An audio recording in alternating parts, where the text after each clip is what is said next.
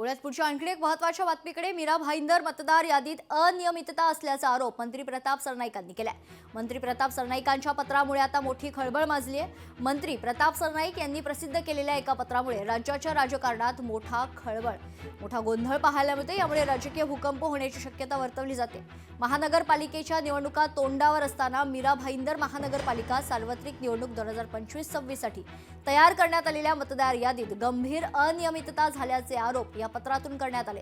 या पत्रात नमूद केल्यानुसार संभाव्य मतदार यादीत करण्यात आलेले फेरबदल एका विशिष्ट राजकीय पक्षाच्या फायद्यासाठी करण्यात आल्याचा संशय व्यक्त करण्यात आलाय।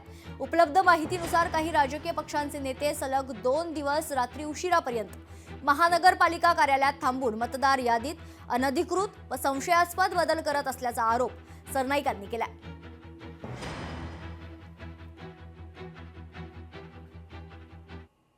उद्धव ठाकरेंचा पक्ष तोडण्याचा प्रयत्न असून कमी का असेना पण कोकणात यश मिळाले असं महत्त्वाचं वक्तव्य आमदार भास्कर जाधव यांनी केलंय।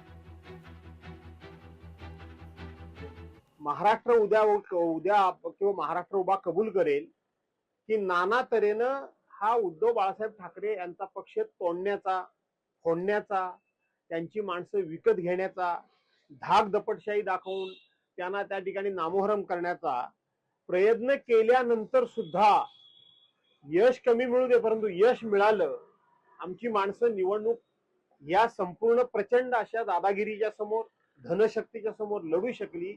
याचा अर्थ की शिवसेना प्रमुखांची पुण्याई आजही कोकणामध्ये आणि उद्धव बाळासाहेब ठाकरे यांच्या पाठीमागे आहे हे त्यातून स्पष्ट होतं। लोकशाही मराठी ऐका, पहा, जागरूक रहा।